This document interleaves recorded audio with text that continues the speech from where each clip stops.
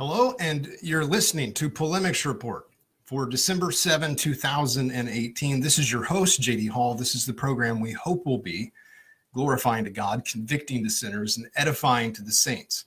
This is the program with sincere questions and biblical answers. Thanks so much for listening in. If you have a sincere question, and if you desire a biblical answer, email me, jd@polemicsreport.com, jd@polemicsreport.com. Go to the Rolex of polemics blogs. It is the most trusted source for polemics and discernment online. That is pulpitandpen.org. Stay up to date with everything that we're talking about, the major controversies in evangelical Christianity. And for a lot of knowledge and information, you're not going to get in too many places. That's pulpitandpen.org.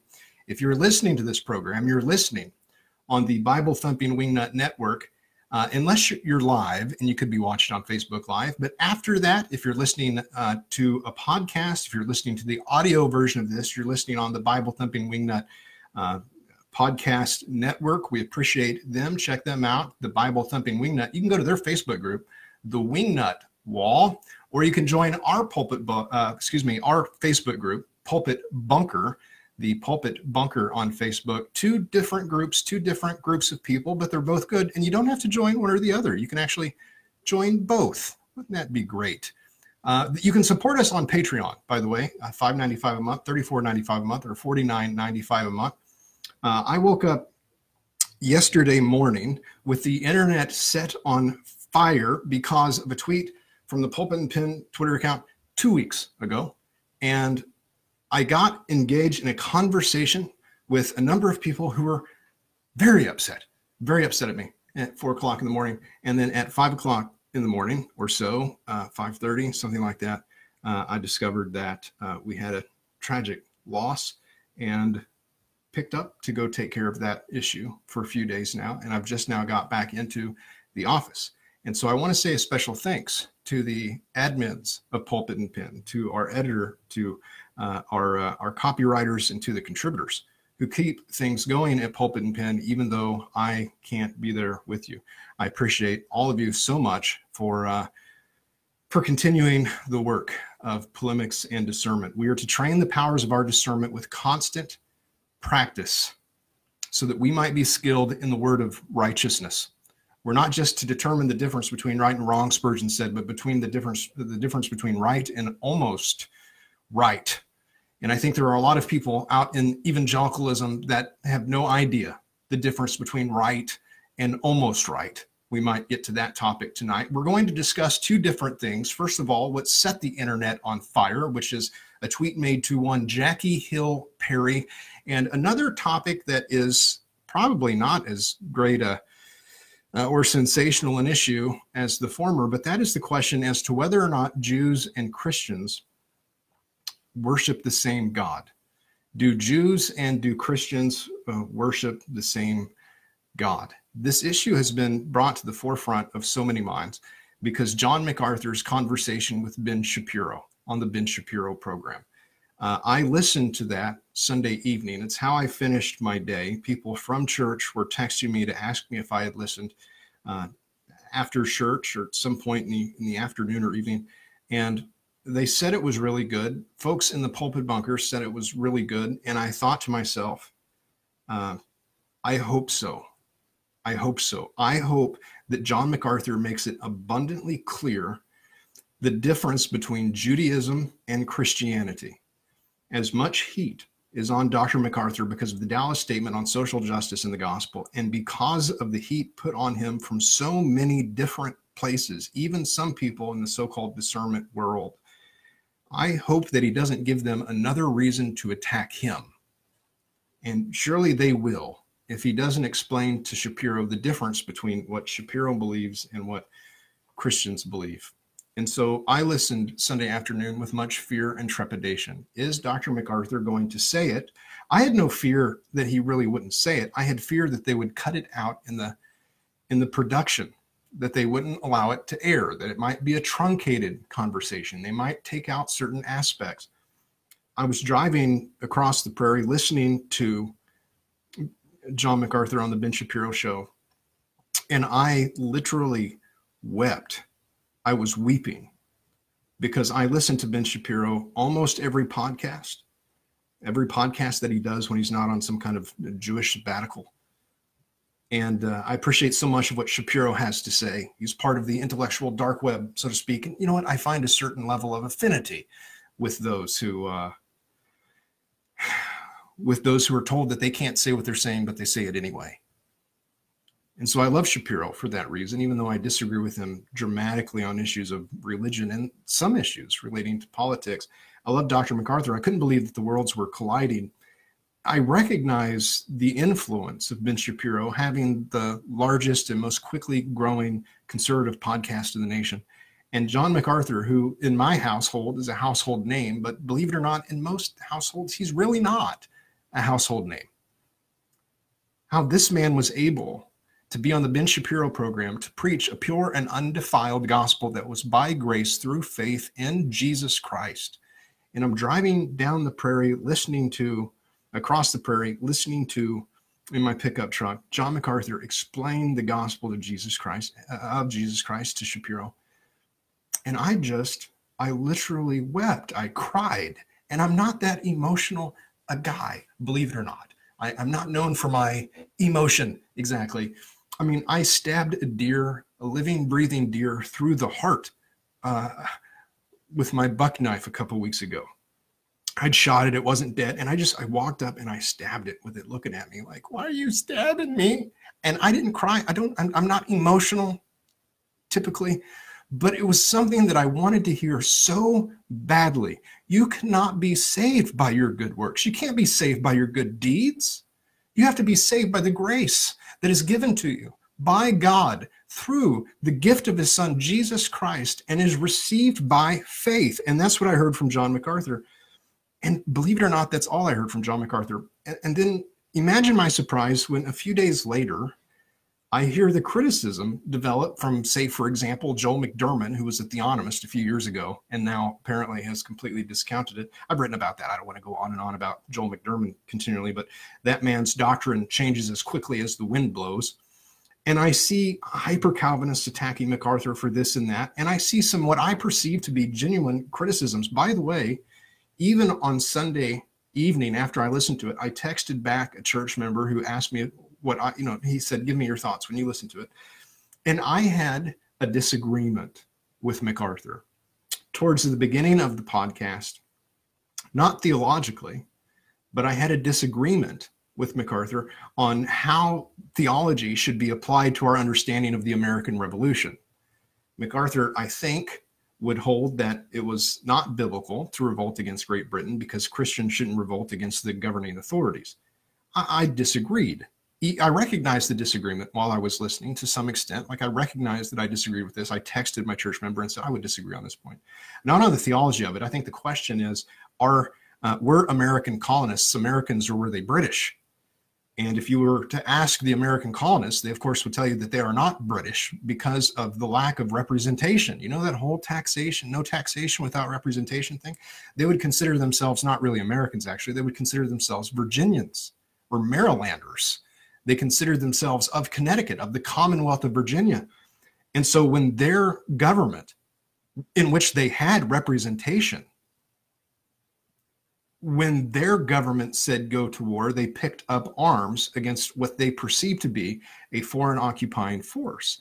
I disagree with MacArthur on this historic point, not really on the theology, but whether or not Americans were Americans or Virginians or if they were British. But because he preached the gospel, I overlooked a difference that wasn't even of a secondary importance, not even tertiary importance, but further down the line. Well, lo and behold, others had other disagreements with MacArthur, including his slam against, I think, what would be called replacement theology, the place that Israel has in terms of God's covenant and eschatologically. A bit of a perceived slam, and it might have been. And also a line that he had said about Jews and Christians worshiping the same God. Let me be honest with you, and this I'll discuss this tonight. I'll get around to it, Lord willing, and the creek don't rise. I was so happy to hear the gospel preached. That flew right by me. It went right by me. I didn't even pick up on it, probably because I was screaming over MacArthur when he was talking. Yes, yes, say that. I can't believe he said that. I can't believe Shapiro was just sitting there. And Shapiro looked at MacArthur like a Sunday school student would look at a teacher he admired. He's sitting there just listening, contemplating, thinking. And I'm like, oh, I just pray the gospel would soak into that big Jewish brain of his. Hold on a second. Is that racist? There will be someone out. You call them a Jew. The big Jewish brain of Ben Shapiro under the yarmulke. I hope that the gospel soaks in. Well, just because we're glad that the gospel was preached doesn't excuse other kinds of error. So was it an error for Dr. MacArthur to say Jews and Christians worship the same God? We will get to that. First, Jackie Hill Perry. Here's the controversy. She said on Twitter, let me pull it up here. The ones who believe that Christianity is, by the way, if you don't know who Jackie Hill Perry is, well, she is a performer of one kind or another, and she's a lady preacher. And she has been trotted out by powerful evangelical organizations who are looking for a minority voice, and especially one of intersectionality, to promote a liberal and a progressive, culturally Marxist, critical race theorist perspective. And she has been promoted by them, and out of nowhere, like a flash in the pan, she is at a bunch of the major evangelical conferences, roundtables, preaching to women and also preaching to men. Her claim to fame is that she is a quadruple threat. She is Black, she is a woman, she is same-sex attracted, married to a man, that's a good thing, resisting those ungodly urges, I hope. And she is perceived to be of a lower socioeconomic bracket. She comes across that way to many. The fact is, Jackie Hill Perry says things on Twitter that Russell Moore could not get away with, but he agrees with. Jackie Hill Perry says things that Tim Keller agrees with, but he cannot say. She even says things on Twitter that, say, for example, Sam Alberry, the homosexual Episcopal priest, believes, but he can't say. Why? Because of intersectionality. She is a perceived victim in 4 different ways. And so she is a weapon that is utilized in the hands of the left. And that weapon says, I'm going to attack you, and you can't say anything back. Subversive ideology. That's exactly who Jackie Hill Perry is. If you don't believe me, look at her Twitter feed. She is a political activist, not a Christian theologian. No. If Jackie Hill Perry was a white man, no one would hand her the microphone to preach. But she's exactly what they're looking for, a product that can be made, like a boy band. Give someone an image, buy them a website, put them in the spotlight, and they can work for us. And she operates as though she is on the plantation of the evangelical industrial complex, working for them. She is same-sex attracted, but she teaches theology that is undermining the biblical Christian ethic. That theology that has been so dangerous and has borne its ugly head at places like Revoice is the idea that you can be both same-sex attracted and a Christian, and an acceptable lifestyle is that of celibacy, so much so that even someone who identifies as homosexual, so long as they're not technically having gay sex, like Sam Alberry, can even serve in ministry. And so I instantly begin as skeptical. Okay, I'm glad that you are no longer practicing, but do you not believe that Jesus can not only free, but free indeed? Is he not capable of saving to the uttermost? Can he not truly redeem someone from the passions and the ungodly desires of the world, the passions of the flesh in which they, quote, in which they once walked? Can he not free them from that? It's not enough simply to say, friends, listen to me. It's not enough to simply say, you can be gay so long as you don't act upon it. What the Sermon on the Mount teaches, the Locus Classicus text on Christian ethics, is that the desires of the heart are sinful as well as the action. I'm not saying it's sinful as, I'm saying it's sinful as well, not as, but as well.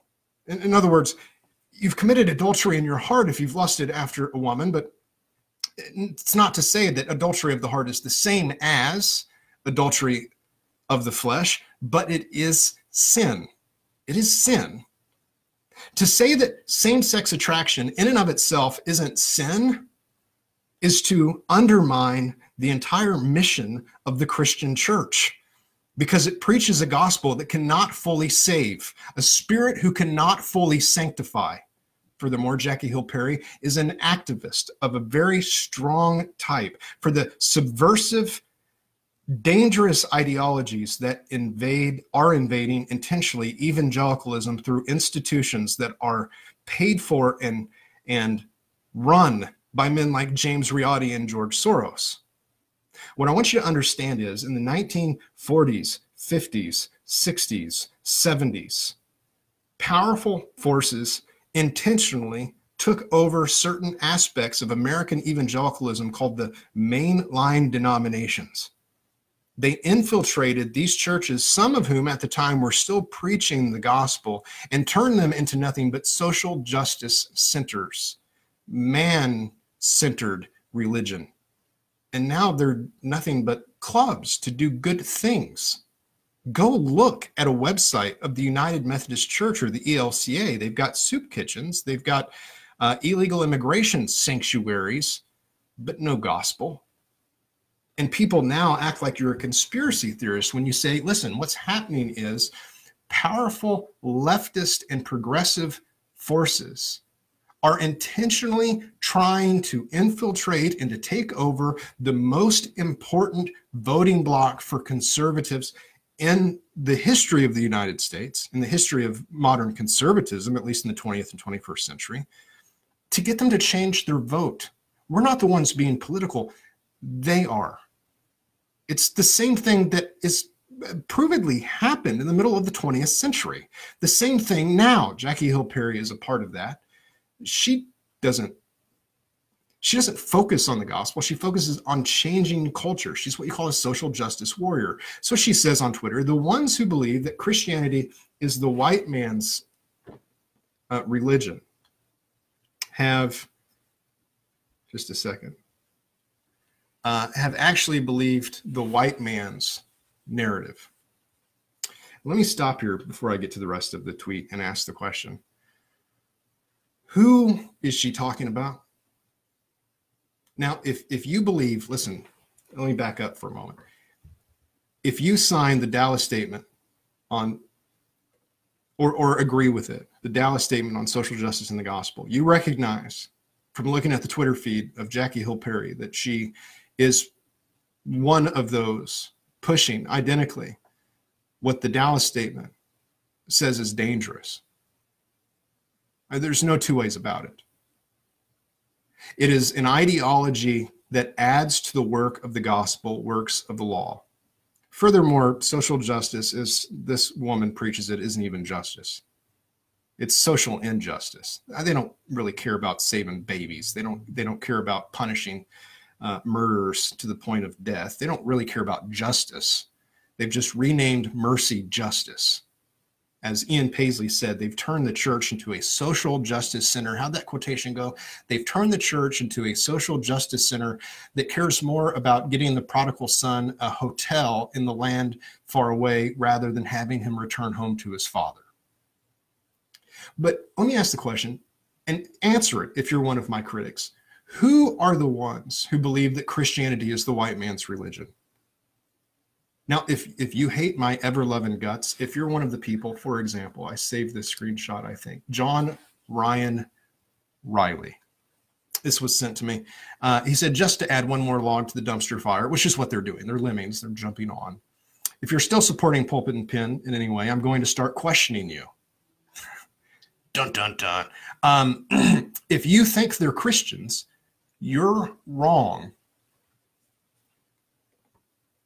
Okay, I might get to the rest of that. I'm not a Christian. You ever heard me preach? I'm not a Christian. You see, you understand why I'm not a Christian, right? Essentially, what it comes down to for these people is that I'm not justified by social action. I'm not justified by political correctness. I'm not justified by critical race theory, therefore I'm lost. You know how, by the way, I found out about this was weeks ago, the tweet. You know how I found out it was a big deal? I wake up at 4 a.m., I look, and there's a group of women, I don't know if it was a Facebook group or somebody tagged me in this thing.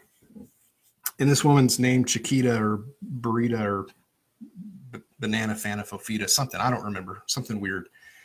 She says, she shows the tweet and she says, I don't know if I should say it. It wasn't spelled out, but it was F J.D. Hall. All right. Because I'm unchristian, she drops the F-bomb on me.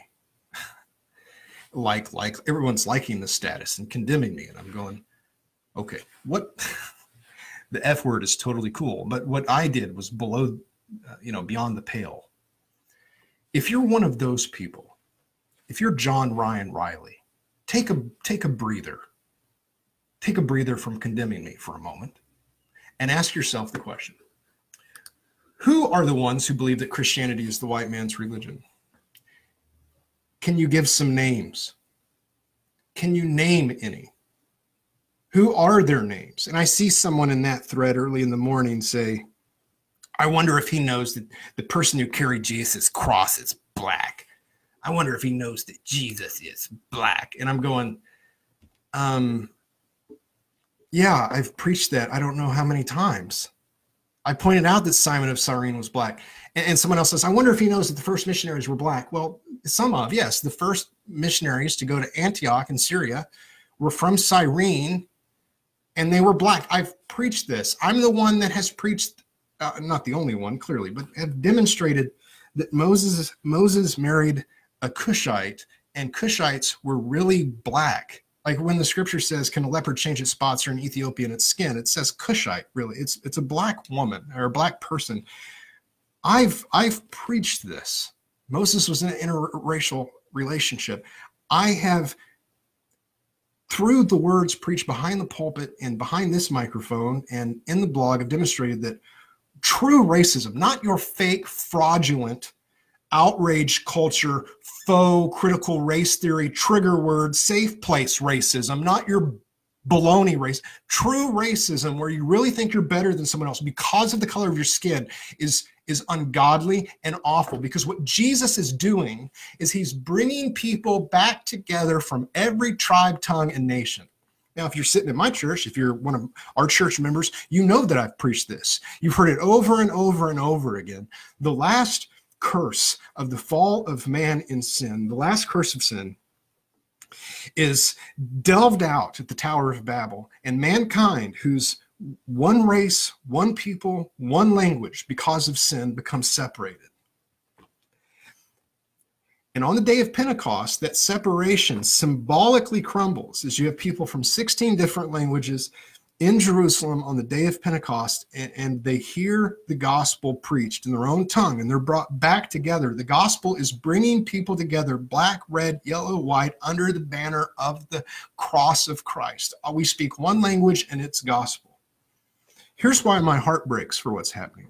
My heart breaks because what Jackie Hill Perry does, and what Kyle J. Howard does, and what Jamar Tisby does, and what a bunch of people who are of a much lower pigmentation in their skin than them, to signal their virtue, they are tearing apart the evangelical church by separating white from black, from red from yellow, and then freaking out every time someone might say the word red or yellow. That's probably racist, but they are dividing people and causing hostilities.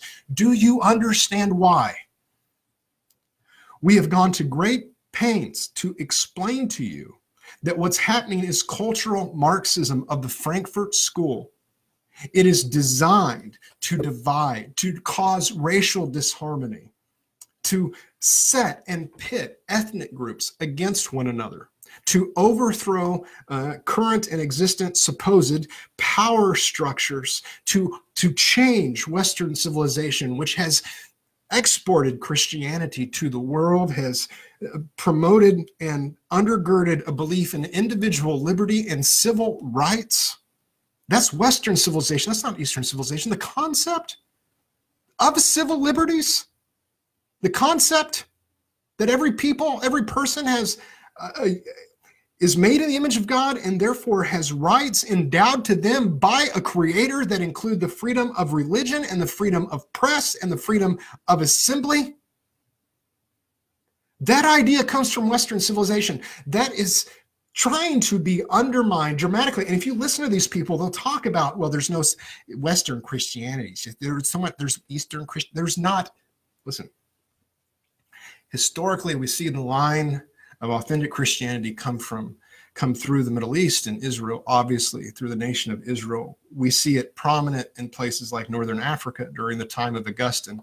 We see it come to the British Isles. We see it come to places like France, the Huguenots. We see it come to places like Germany with Lutherans. We see it come to America with the Puritans and the Pilgrims.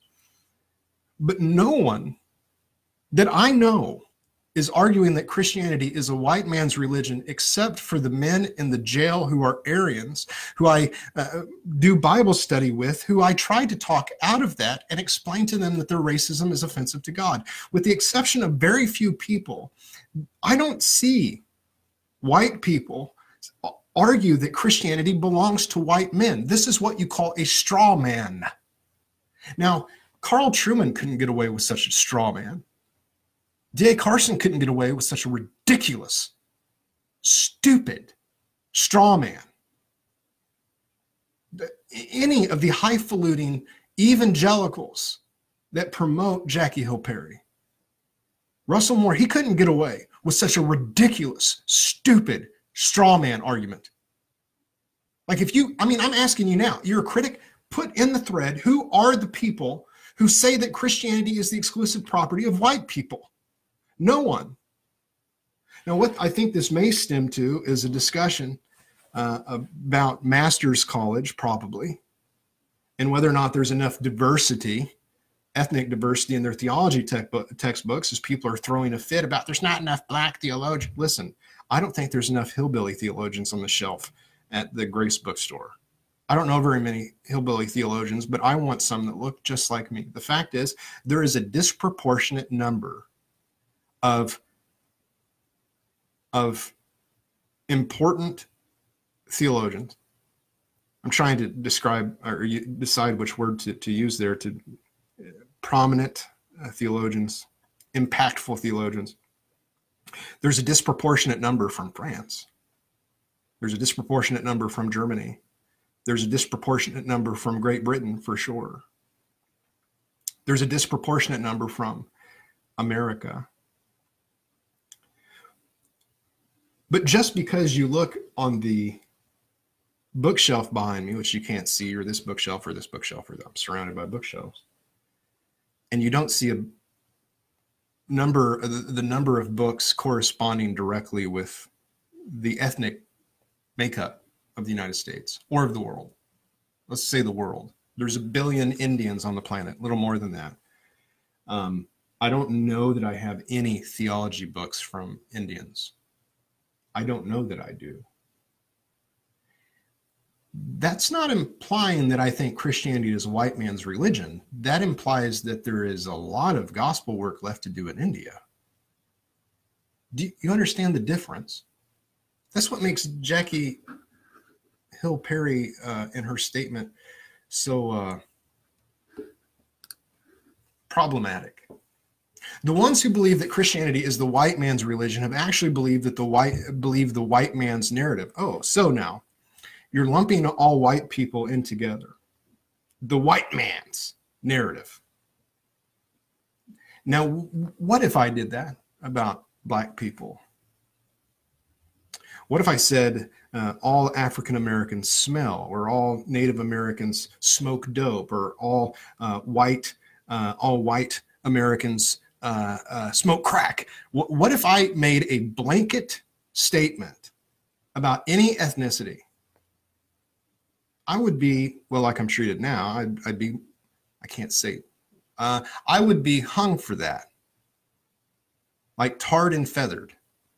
That is a blanket and sweeping generalization. Now, at one point, Paul Paul talks about the Cretans, and he says it's been said that Cretans are, and then he added some pejoratives, and he said, and this is true. Paul used some blanket generalizations. But in today's discourse and conversation, if anyone were to say, unless you're, frankly, same-sex attracted black woman named Jackie Hill Perry, and talked about what black people believed and slamming the entire black race, we would consider it inappropriate. By the way, let me explain to you. I don't need to explain. I'll just throw it out there. You know it's true. God hates unjust weights and measures. God hates imbalanced weights and measures. So they've believed the white man's narrative. I didn't know we had a narrative. Like, get with some other white guys and see, did we all come up with a narrative that I'm not aware of? I don't remember getting in a smoke-filled back room with a bunch of white people to somehow kick out all the excellent theologians from Zimbabwe. We're all the excellent Zimbabwean theologians. I don't think we did that. I think there is a line of true gospel thinking and authentic Christianity that is not confined necessarily to particular cultures and nations, but is stronger in some than in others. Christianity didn't start in Europe. Again, let me ask you the question. If you're a critic, post it in the thread.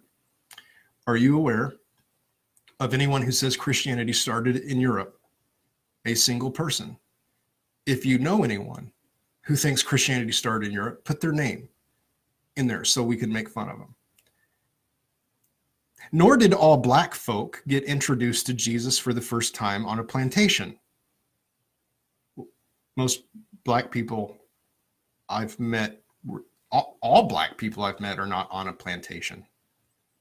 I might have met a black person at Mount Vernon when I visited that in high school. I don't think so, though. I think I knew everybody I was with before I got there. I don't think that anyone is believing that even Christian influence in Africa among Africans began here. Although, let's be honest, many of the West Africans heard about the gospel for the first time through the slave trade. And so believing in God's providence, as all good Reformed believers do, I guess even in that we have something to be thankful for. Oh, but I'm racist for saying that, right? You challenge God's sovereignty in order to call me racist. Stop believing massa and calling it history. Massa, of course, is a racist epithet to use towards white people. It's a racist term. Massa, implying that we are all either slaveholders or would like to be, as she is generalizing white people. So my comment on Twitter was, as best I recall from memory, I had hers pulled up, but not mine, is, and Christianity is not the exclusive property of militant, butch, black women. What's your point? And then the world gets set on fire 2 weeks later when people discover it's something to be angry about. All right. Let me explain this. First of all, she is militant. She is a social justice community organizing warrior. That's what she is. She's not a gospel preacher. She's a warrior. Secondly, see, she is butch. She walks, has the mannerisms, talks like a man. She is mannish. And furthermore, let me throw this in. As long as I'm sharing my subjective opinion, you won't have such a problem with. Preaching to men is the most manly thing that you can do. It is mannish. I would pretty much say the same about any woman who takes to the pulpit to preach to men. That is confusing gender roles. It's confusing gender roles. And let me stop here for a moment and point out that I hate hypocrisy. Do you have any idea how many times I've called Sam Alberry effeminate or Jonathan Merritt effeminate? I have never received a complaint directly to me anyway, because we know they're effeminate. We know that Alberry's effeminate. We know that these ex-gays that they pull out from some George Soros factory Out of nowhere, suddenly, bam, fancy website. Bam, here's the spotlight. Bam, here's a bunch of money to go on tour. Out of nowhere, we know that these individuals coming from the shadows, popping up in the middle of nowhere, have a certain ideology, a certain sexual ethic that is subversive to a Christian understanding of human sexuality. Meaning that, like with Revoice, they teach and preach that just because you come to Christ doesn't mean that you will be straight. They write articles for the Gospel Coalition saying heterosexuality is not godliness. That was the title of one. They teach a gay eunuch class. Well, that's what I call it, a eunuch class. They teach gay celibacy. God just wants you to be single. Listen to me. If you're a homosexual listening to this, let me explain this. God does not save you to keep you who you are. God saves you to change you, to conform you to the image of his Son from the inside out. When someone says, I don't think she's butch, is she butch? You've never ministered to homosexuals, apparently. Maybe you should stop having conferences with out and proud celibate gay Christians at Revoice, and maybe you should come with us to evangelize outside a gay pride parade so that you would know butch when you see it, or effeminate when you see it. It's not as though someone messaged me today, I'm sure they meant well, or yesterday, I don't know when, the last couple of days have been a blur, saying, well, you're attacking the way she looks. Hold on a second. I'm not attacking the way God made her. You understand, the effeminate man is effeminate in order to throw a flag up. Like the gay cadence, the lisp when they talk, and the special enunciation of all their words. That is a signal. That's a, hello, I'm here. I want you to see me. And anyone who's ever ministered to homosexuals understands that. They know it when they see it. And some of the people who've said, I can't believe he would say that. You have said that to me. This woman is mannish. All right, that's who she is. I don't know that she's been changed. Let me just be a total curmudgeon here for a moment. Listen, you're going to crucify me? You come get it. You're going to set me on fire? I'll light it myself. How's that? As long as I'm speaking freely and these folks are getting me tossed off of Facebook and everything else. Let's just go ahead and speak freely, shall we? I'll be total curmudgeon. If you want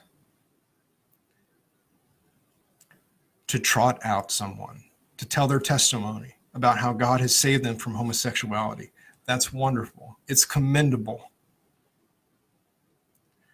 Stop bringing us these people who still look and act and talk and walk really gay, while they still teach same-sex attraction isn't a sin. Color us all skeptical. All of us. Do you know why people are still reading Pulpit and Pen and listening to what we're saying? Because they agree. Probably because they're evangelizing homosexuals who know that they turn that cadence, that walk, that talk, that demeanor on and off like a switch, and it's intentional. If God changes you, I believe, homosexual, that he can make your limp go straight, or your wrist go straight instead of limp. He's going to have you walk and talk and act like a man because he's changing your nature from the inside out. But you want to come up as this real gruff, yo, this is the way it is, and you start grabbing your groin while you're talking and preaching, I'm calling you butch. That's just the way that it is. People repeat to me over and over again that you're judging by appearance. Listen, judging by appearances. We shouldn't judge a person as though, like, who they are by appearances. We can judge appearances by appearances. In the matter of fact, the scripture tells us to. Did you know that? Every verse on modesty is a verse about how to judge by appearances. An immodest person, it says something about them. But do you recall 1 Corinthians chapter 6, verse 9? It mentions the effeminate even before it mentions the homosexual. Being effeminate in and of itself is a sin because it doesn't accord to manliness or to godliness. If you're a man, act like a man. If you're a woman, act like a woman. By the way, all right? Preaching is not acting like a woman. I hesitate to give the analogy because my goal is to avoid coarse jesting and vulgarity. And I don't want crassness for the sake of crassness. So I've tried to clean this analogy up as much as possible. And I've thought about how do I want to share it. So let me phrase it this way. And I've tried to clean it up as much as humanly possible. And I don't believe that it dishonors God by putting it bluntly. A woman preaching is like a woman using the restroom standing up. It can be done. You can do it. But I wouldn't recommend it because it's just going to make a mess. Because you're not designed that way. It's not what God has designed you to be. Furthermore, let me talk to the evangelical industrial complex that does this type of thing with people who've been converted from homosexuality for 5 months. If you're a pastor, preacher, teacher, if you baptize someone into the church and they clean up, they're a crackhead and they come to Christ, you don't lift them up as an example, a shining example of sobriety. For a while, it would be so unwise. It's not come talk to our addiction recovery group at church about being sober. You've done it 2 weeks. After 10 years, 20 years of being sober, then lead an addiction recovery group. It may take time because we've all seen people with addiction issues go right back to it. Do you want to put them on a pedestal? Are we not told that our leaders shouldn't be novices? I mean, you wouldn't do, I mean, I suppose some people would do that with a drug addict. Hey, he's been saved for a week. Look at what, and you're going to put him on a pedestal. He's going to fall right off. Here's the truth. Homosexuality is a much darker and deeper addiction and sin issue than drugs. So color all of us. And you know what? I'm putting all of you on notice. All the critics, all the people that really hate that we say, you guys are demanding that men really act like men and women really look like men. It's so misogynist.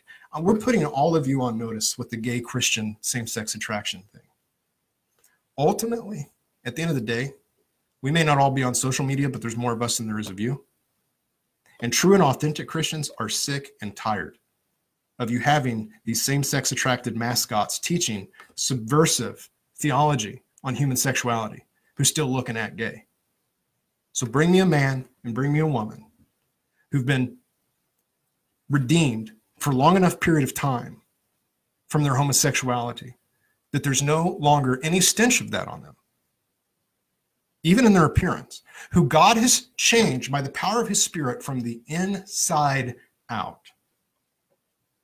And let that be a testimony to the goodness of Christ. But the problem is they really don't want that. That's why homosexuals who have been completely freed from it in Jesus were disinvited from the Revoice conference. No, don't show up. Don't come. Your presence, quote, your presence will be a distraction. You've been completely redeemed. We're trying to send the message that you want to know why I'm not backing off of this. If you're like, JD, why don't you just let this one go, man? Let this one go. I'm not taking a beating. I'm fine. I haven't even noticed. Really, I mean, I have, obviously, but all things considered, this is a small part of my day, okay? Small part of the stress I deal with. You want to know why I'm not giving up on this? Because it's the gospel. I refuse to preach a gospel that cannot save completely. No one that I know is arguing that we are completely freed from every aspect of our sinful flesh and our passions and desires the moment that we're saved. No one is arguing for perfected sanctification.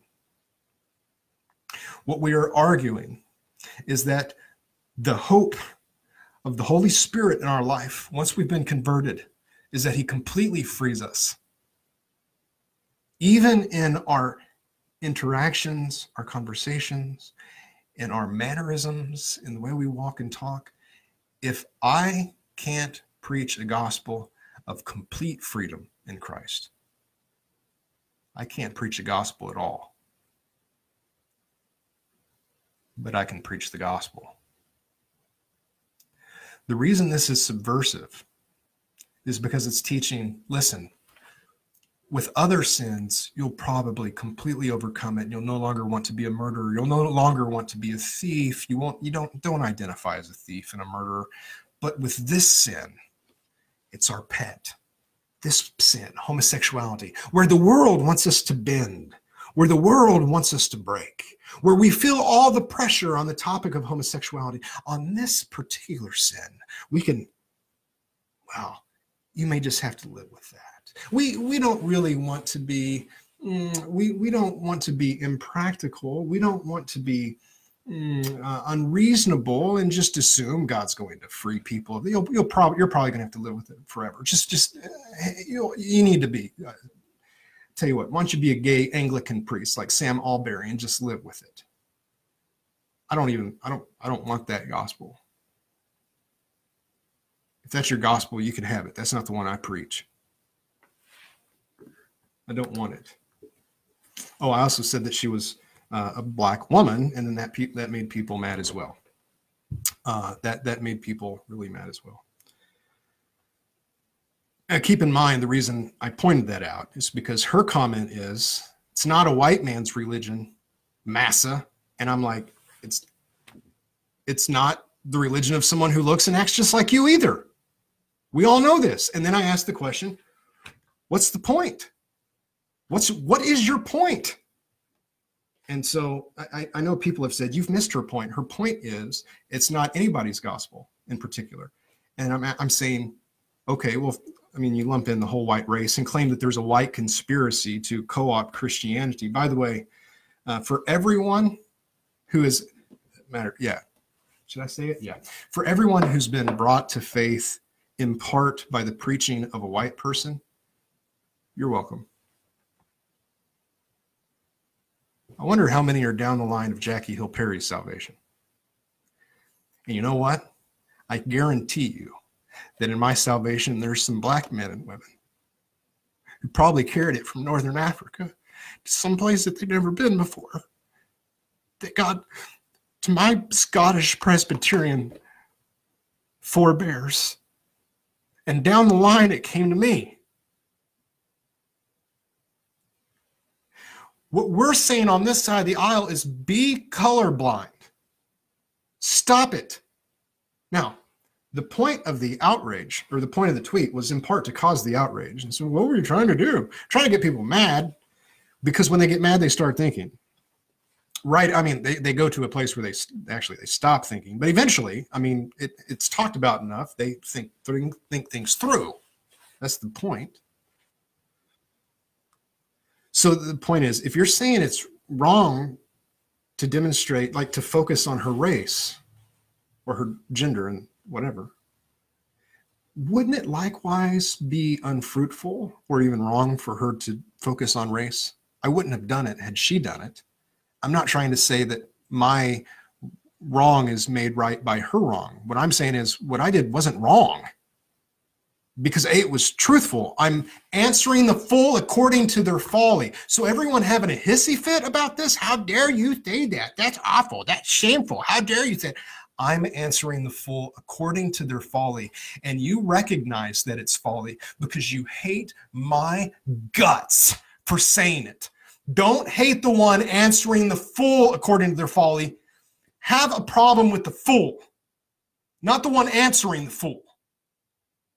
And the foolish part that was just mirrored back at Jackie Hill Perry came from her Marxist intersectionality, critical race theory, and cultural Marxism. That's where it came from. Be mad at the mirror, not at me. I'm just being a mirror so that you go, oh, we don't want to look at that. That's bad. Actually, you know what? The first tweet was actually way worse than the second tweet. And then I had people say this, oh, but JD, we expect more from you than we do from Jackie Hill Perry. And then I smile like the Cheshire cat, and I ask the question, why do you expect more from me than Jackie Hill Perry? That could be because you're friends with me. And then, well, I get it. Okay. You think, I mean, I get that. That's actually, I'll let that one pass. That seems fine. She has a microphone. She's a preacher. She preaches to more people than I do. So why do you expect more from me? Because of the soft bigotry of lowered expectations. It's a line from one of Ronald Reagan's speeches about affirmative action. You got to have a 30, you have to have I'm just making up figures arbitrarily, but you got to have a 30 on your ACT to get into college if you're white, but you only have to have a 23 to get into college if you're black. Well, what is that? That's the soft bigotry. It comes across as virtuous. I want to help black people. It's actually a soft bigotry of lowered expectations. Why are you saying they're not capable as you? It's because you're actually the bigot. Well, we expect more from you, JD. Why? Because she's a black, butch, militant woman? Who's the bigot? You're the bigot.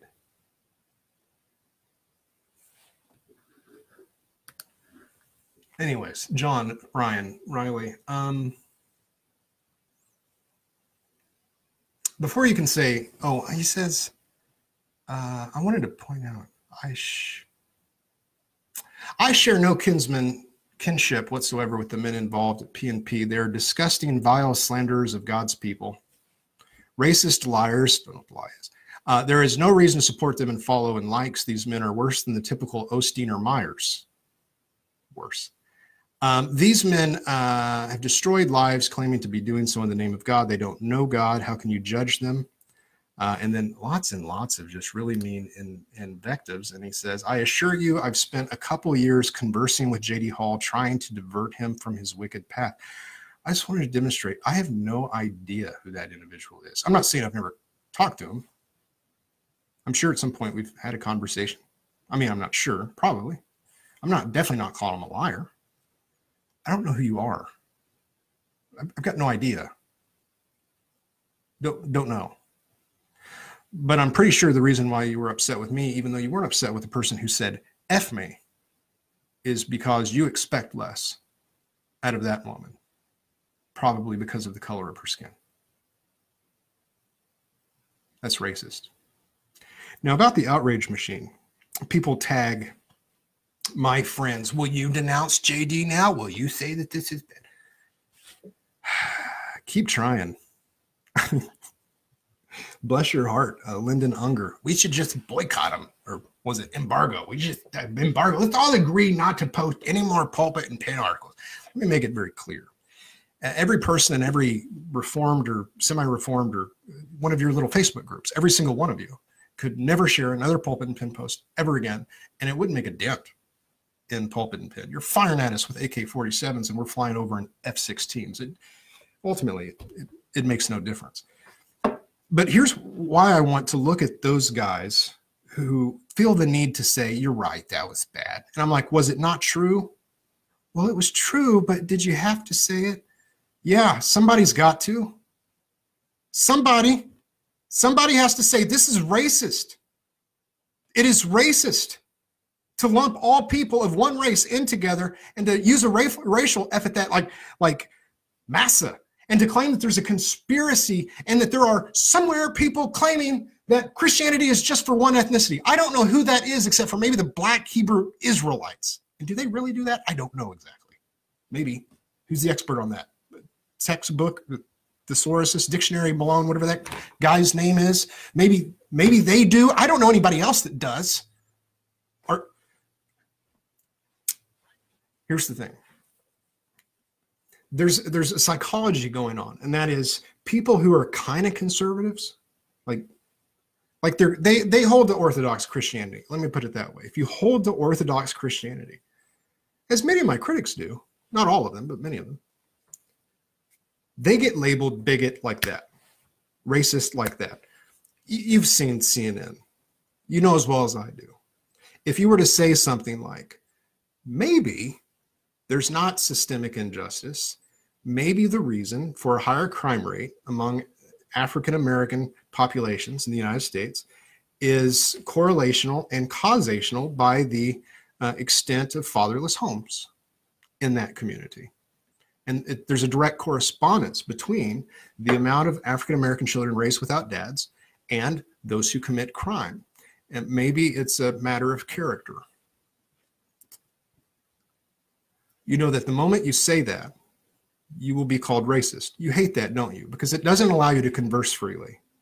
Because you can't have a conversation with people just going, that's racist, racist. Remember when John MacArthur at Strangefire said something about, I forget if it was, he was talking about charismatics in Africa, or if he was talking about the black church in America being overtaken by social justice and charismaticism. Or probably not social justice at the time. I think it was charismaticism. The prosperity gospel, that was it. The prosperity gospel. And people threw, that's racist. And it's like, really? Is it? Is it racist to say that there is, in disproportionality, a problem among black churches when it comes to prosperity gospel? Am I the only? Oh, so we all know that's true. We just can't say it? You haven't met me. I'm going to say it. J-Mac says it. He's called a racist. We all hate that, right? And so then, because I use the word militant butch black woman in a descriptor of who this woman is, I had people say, how dare you call her black? And I'm like, that's not an insult. What? Black's not, I didn't mean that in a bad way. Are you saying black is an insult? What's wrong? So then instant outrage. How dare you call her butch? She's butch, man. Sue me. And Sam Alberry is effeminate. And Jonathan Merritt, he's really effeminate. Sue me. So there's these trigger words. And then it's shame on you, shame him, shame on him, shame on him. The same ones who get called racist all the time themselves. Well, here's the thing. Here's the psychology of it. It makes you feel better to be like, well, at least I'm not this guy over here. Let me explain this. Understand what get it. What you're doing, what you are doing is feeding the outrage monster that's coming for you. Do you understand that? You're feeding the outrage monster that's coming for you next. We got a choice. Christians, we can be snowflakes, or we can be men. There's no such thing as free speech without the free part. None. So then I had a screenshot on my phone. So anyways, I got kicked off of Facebook again. Not for that, interestingly enough, because it's not really racist. No, not that it would matter. You get kicked off for lots of things that aren't racist, but they violate community standards. So anyways, I was kicked off because the post that we did, Twitter bans dead naming. In related news, Bruce Jenner is still a man. So we wrote an article that said Twitter bans dead naming. That's when you call Bruce Caitlin. Excuse me. You call the person who wants to be called Caitlin Bruce. My name is Caitlin. And you're like, no, it's Bruce. That's dead naming. Okay. Somebody's like, my name is Tabiti. No, you're wrong. Tabiti is not your name. That's not who you are. It's not the name God gave you. It's the one you made up to be a black nationalist. Okay. So you're wrong. That's dead naming. They banned that. So we did a post. Twitter bans dead naming. In related news, Bruce Jenner is still a man. Now, if you want to know what a corporatocracy is corporatocracy is when the corporations get together and make standards that the government can't legally make, but they make it, and then your life is run by corporations rather than by your own conscience. And I would submit that a culture run by corporatocracy is as dangerous as a country run by a tyrannical government. Perhaps even worse so, because the corporatocracy has no incentive to punish the wicked. And so and keep law and order as long as it's profitable for them. So it may be even worse. But anyways, that post violated community standards. I called Bruce Jenner, wrote an article and posted it on Facebook about Bruce Jenner being a man. And oh, I forgot what I was getting to. Hold on a second. Well, who do you think it was that complained about our post about Bruce Jenner being a man? Now, keep in mind, I've called, Jack Hill Perry Butch. That makes people upset. That's not right. I took some screenshots of people putting together a plan to get me banned on Facebook. Jackie Hill Perry fans. Can you believe that? Why do you think a woman like that has so many clearly lost followers? Huh. All right. Kenneth Mick III. Report this guy on his Facebook and Twitter pages from Pulpit and Pen. I already did this last night. If we get dozens of people doing this, it will perhaps deny this heretic a platform. And then bam. Jackie Hill Perry fans have a problem with a post that says Bruce Jenner is a man. So if I haven't clarified it well enough, and I'll get to your questions here in a second in the feed. I'm going to scroll through and take some time and try to answer them. Bruce Jenner is a man.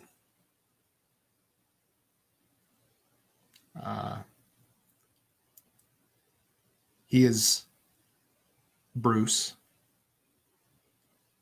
Sue me. Kill me. Set me on fire. I'm going to keep saying it. And I think most of my critics understand, probably, most anyway, that they can say he's a woman all day long, but if he murdered somebody at a crime scene, CSI is going to put an APB out on a white man, not a woman. Their community guidelines don't matter in the realm of facts. It's going to be harder and harder to find people to say it. I'm just going to keep saying it. If you don't like it, pound sand. And by the way, in Jesus' name. Okay, question for your mailbag. Probably should be in the Things I Hate segment. That's Shapiro. Why is Kyle J. Howard not disciplined by whatever Baptist church he goes to? I don't know. Does he go to a Baptist church? I have no idea. First Church is Social Justice. Who knows? Let me see here. Questions. A lot of comments. Hey, Scott Brandon, thanks for adding something substantive to the conversation. Just kidding. JD, this is from Miles Kettleson. JD, not that I agree with Jackie Hill Perry's ideology. She followed up that tweet. Was to black people. Hold on a second. Let me make sense of the question first. Some black people are under the impression that Christianity is the white man's religion. Well, they know Jesus is a Jew, right? Which is a nice segue into the next segment, I guess, but we'll keep going. I don't know. I've run across the same thing on Native American reservations where they're like, Christianity is a white man's religion. I'm like, no, it's not. Jesus is like not even like he's not Caucasian. So like he's whiter than maybe you, but he's not Caucasian and he's not American. And actually he's not Western. So because there's a bunch of us that like it, like Christianity, we worship Jesus, we love God. That doesn't mean it's ours. We're here because we're trying to share it with you. Just apologize for calling her Butch and let's move on. Again, from Scott Brandon. No, I don't apologize for true things. Pound sand. And again, if you don't know what Butch is, go evangelize outside a gay pride parade and get real. Let me see here.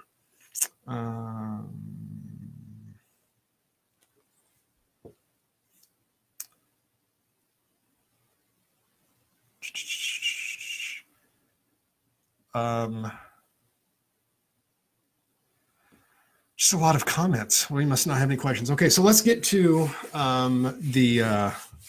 the question of, do Jews worship the same God as Christians.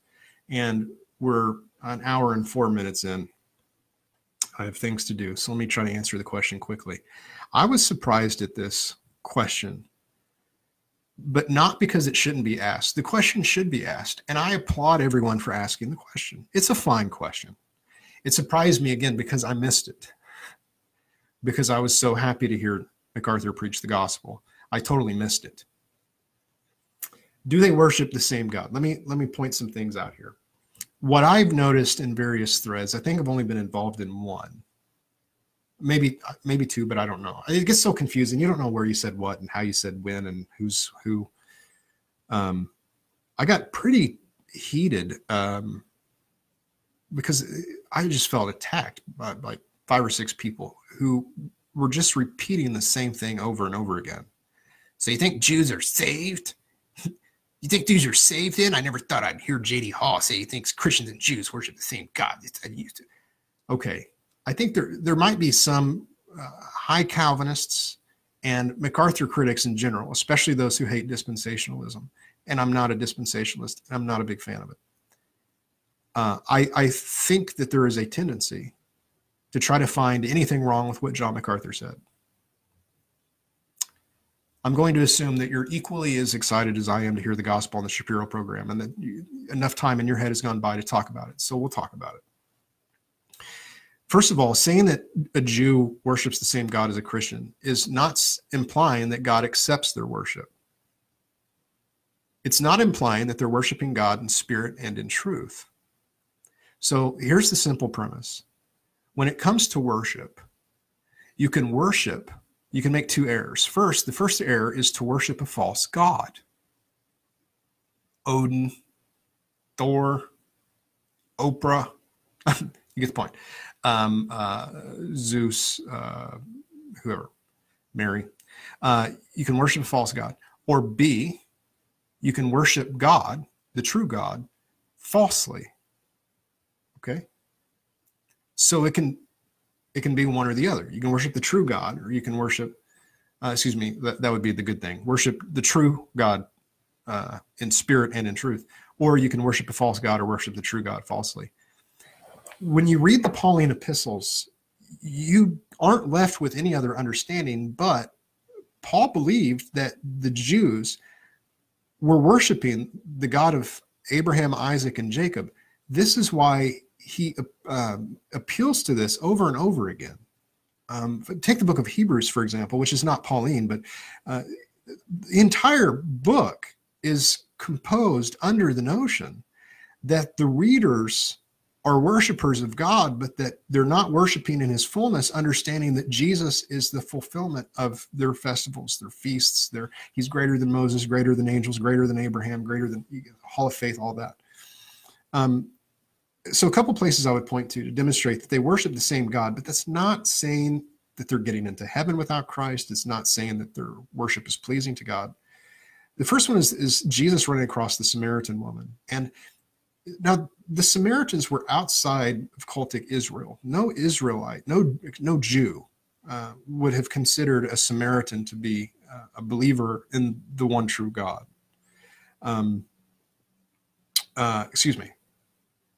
Would have believed, it's late, would have believed that the Jew was worshiping rightly. They're worshiping on the mountaintop, not in Jerusalem, and they're not going in for the festivals and the feasts. They're not going into the festivals and feasts. They're not worshiping at the temple, so they're not making sacrifice the way they should. They don't have the Levitical priesthood. They're completely outside Israel and the cultic religion of Israel. Jesus goes through Samaria, which would have been a scandal in and of itself, and on the way to the festival of booths, and he runs across the Samaritan woman, and he doesn't tell her she's worshiping the wrong God. He tells her, or implies, that she's not worshiping in spirit or in truth. Now, she asks the question, some say we should worship on the mountain, other people say the temple. She's trying to engage Jesus in a theological argument. And Jesus doesn't tell her it's okay to worship on the mountain. She should have been going to Jerusalem with everyone else. I mean, it was still the old covenant. But he says one day, God will find those who worship him, or he is looking for those who will worship him in spirit and in truth, implying that even though she's worshiping God, she is worshiping. She's not doing it in spirit or in truth. So the question is, where do you draw the line? And I think this is a problem for a lot of people, because they ask the question, well, what about Mormons? Mormons say they're worshiping the God of the Bible. Well, a couple things may be helpful, but none of them are probably airtight. I mean, first of all, we would say with Islam, well, you claim to be worshiping the God of Abraham, but it's not the God of Abraham, Isaac, and Jacob. This is why it's important to be able to distinguish between what is heterodox and what is heresy, what is primary, what is secondary, what is tertiary. Because there is an ontological line in the sand where once you cross that ontological line, you're worshiping a different God. It's an idol. It's a God that you've manufactured. Okay. One part of that ontological line would be something dealing with, and by ontology, I mean the nature of God. For example, if you're a Mormon and you think that Jesus is the brother of Lucifer, okay. If you are if you deny God's omnipotence, his omniscience, his omnipresence, certain of his divine qualities that make up who he is as God, you clearly have a different God. But where's that line drawn? Do Arminians worship a different God? And I'd say nope. Arminians they're not worshiping Odin. They're worshiping the one true God poorly. Okay, poorly. They misunderstand God's sovereignty, but they don't deny it. But you start taking me to an open theist, a Pelagian, and I start going, yeah, no, that's not the same God. That's a different God. It's a different God than the one that's in Scripture. You with me? But now I can hear people scream now because they're really upset. Not literally, but probably. It's probably in the thread. But, well, Jews deny Jesus. They deny Jesus is God, and God is triune, and that's ontological. Okay. Well, let me take you back to the doctrine of the Trinity. The question is, do Jews and Christians worship the same God? And if you can hear me, you know I'm really tired right now. So forgive me if I'm talking slow. God the Father is God independently of God the Son and Spirit, and with God the Son and Spirit. God the Son is God independently of God the Father and God the Spirit, and with God the Father and God the Spirit. God the Spirit is God independently of God the Son and God the Father. He is God with God the Father and God the Son. You get it? The Trinity. They deny Christ, the Jew does. Okay? But God the Father is still God independently of God the Son. So do they worship the God of Abraham, Isaac, and Jacob? Yep. Do they worship him in spirit and truth? Nope. Because the Spirit leads us to the knowledge of truth through Scripture, and they deny the New Testament, and Jesus is the truth. So no. Does God accept their worship? No. Do they worship God? Poorly. Like Nadab and Abihu. They weren't worshiping a false God. They were worshiping the true God. Falsely. So, listen. And that probably stirred up a whole hornet's nest among the Dortian guys. I thought I was one, but they keep telling me I'm not. So, whatever. Like, say MacArthur's wrong, don't call him a heretic. The more you throw around the H word, heretic, the more you do that, honestly, the more the word loses meaning. Is he denying on Shapiro's program, the exclusivity of Christ? No. He was preaching the exclusivity of Christ. That was like his whole point. There's salvation only through Jesus. So when you're panicking, guys, listen, I mean this like in love, sincerely. I don't want to cause a fight with the Calvinists. Everybody's already mad at me, but I'm Well, not everybody. Thank you, Pulpit and Pin followers. Y'all are awesome, by the way. I've had so many calls and texts, and people are like, hey, don't budge an inch. I love you guys. So, and many, many readers and supporters. What I'm saying is, you can't accuse MacArthur of denying the exclusivity of Christ while he's preaching it. So you might spend your time in a better way, which is questioning whether or not it is a proper way to phrase it. Not a heretic. Not even close. He is a different H word, though. MacArthur's a different H word. And that's the word hero for preaching the gospel the way that he did. And to tie it all together, whether it's MacArthur, Sproul, Washer, or guys that I've never met and don't know, Begg, Alistair Begg,